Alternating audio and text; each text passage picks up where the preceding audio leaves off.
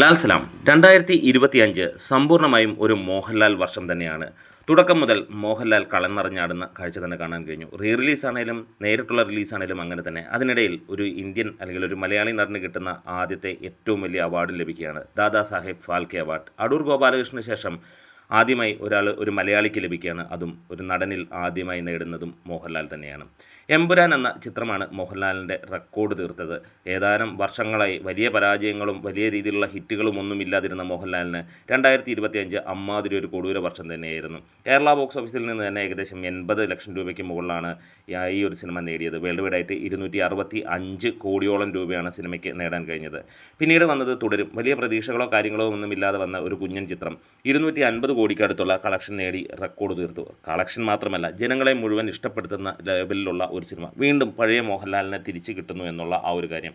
പിന്നീട് വന്നത് നമുക്ക് ഹൃദയപൂർവ്വം എന്ന ചിത്രമാണ്. ഹൃദയപൂർവ്വവും ഒരു ചെറിയ ചിത്രമായി വന്നു. 75 കോടിയോളം നേടി. പക്ഷേ പ്രേക്ഷകരെ വലിയ രീതിയിൽ ഇഷ്ടപ്പെടുത്തി കൊണ്ടുവന്ന ചിത്രമായി മാറുന്നു. ക്യാമിയോ റോളിലും മോഹൻലാൽ ഉണ്ടായിരുന്നു. അതെ, ക്യാമിയോ റോളിൽ മോഹൻലാൽ വന്ന ബബബ ആ ഒരൊറ്റ പേരിൽ തന്നെയാണ് സിനിമയ്ക്ക് അത്രയും കളക്ഷൻ പോലും നേടാൻ കഴിഞ്ഞത്. മോഹൻലാലിൻ്റെ പ്രസൻസ് കൊണ്ട് മാത്രം സിനിമ ഏകദേശം 45-50 കോടിക്ക് അടുത്ത് നേടി എന്നുള്ളത് തന്നെയാണ്.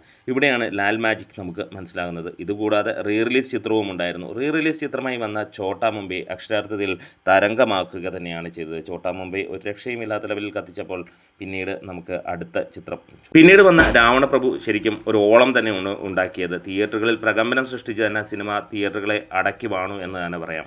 എന്തായാലും 2025 സമ്പൂർണ്ണമായി ഒരു മോഹൻലാൽ വർഷമെന്ന് തന്നെ പറയാം. ഏകദേശം 500 കോടിയോളമാണ് അല്ലെങ്കിൽ അതിന് മുകളിലാണ് മോഹൻലാൽ ഈ ഒരു വർഷം മലയാള സിനിമയ്ക്ക് നേടിക്കൊടുത്തത്. എന്നാലും ഈ കണ്ട സിനിമകളിലെല്ലാം തന്നെ ഏറ്റവും പ്രേക്ഷകരെ പിടിച്ചിരുത്തിയത് തുടരും എന്ന ചിത്രം തന്നെയാണ്. എമ്പുരാൻ വേറൊരു തലത്തിൽ വന്നപ്പോൾ തുടരും സാധാ ലെവലിൽ വന്നു. ഹൃദയപൂർവ്വം വളരെ ലൈറ്റ് വേർഷനിൽ വന്ന ഒരു സിനിമയാണെങ്കിൽ അത് മോഹൻലാലിൻ്റെ പ്രകടനം കൊണ്ട് മാത്രമാണ് അത് ലൈറ്റായി തോന്നിയത്. അങ്ങനെ ഒരു കഥാപാത്രം ചെയ്യൽ അത്ര സിമ്പിളല്ല എന്നുള്ളത് നമുക്ക് എല്ലാവർക്കും അറിയാവുന്നതാണ്. ഇൻഡസ്ട്രി ഹിറ്റ് അടിച്ചു തുടരും. കേരള ബോക്സ് ഓഫീസിൽ നിന്ന് 119 കോടിക്കടുത്താണ് സിനിമ നേടിയത്.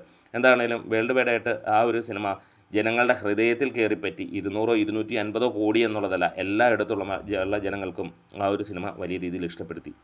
2025 തന്നെ മോഹൻലാലിന് മറ്റൊരു ചിത്രം ഷൂട്ടിംഗ് ഏകദേശം പൂർത്തീകരിക്കുകയും ചെയ്തു. ദൃശ്യം 3 2026 വിരുന്നേൽക്കുന്നതും ആ ഒരു സിനിമ തന്നെയായിരിക്കും. 2025 ഡിസംബർ സാധാരണ എല്ലാ വർഷത്തെയും പോലെ ഡിസംബറിൽ മോഹൻലാലിന് ഒരു പരാജയ ചിത്രം നമ്മളത് കാണാറുണ്ട്. അത് ഇവിടെയും കാണാനുണ്ടായിരുന്നു. വൃഷഭ എന്ന ചിത്രം വലിയ ബഡ്ജറ്റിൽ വരികയാണെങ്കിൽ പോലും ഒരു തെലുങ്ക് ചിത്രം. പക്ഷേ സാമാന്യം തെറ്റില്ലാത്ത ലെവലിൽ കേരള ബോക്സ് ഓഫീസിൽ പ്രകടനം കാഴ്ചവെക്കുന്നത് നമുക്ക് കാണാനും കഴിഞ്ഞു എന്നുള്ളതാണ്. എന്തായാലും കാത്തിരിക്കുകയാണ്. മോഹൻലാലിൻ്റെ അടുത്ത വർഷവും അതിഗംഭീരമാകട്ടെ. അതിഗംഭീര സിനിമകൾ വരട്ടെ. ലാൽ സലാം.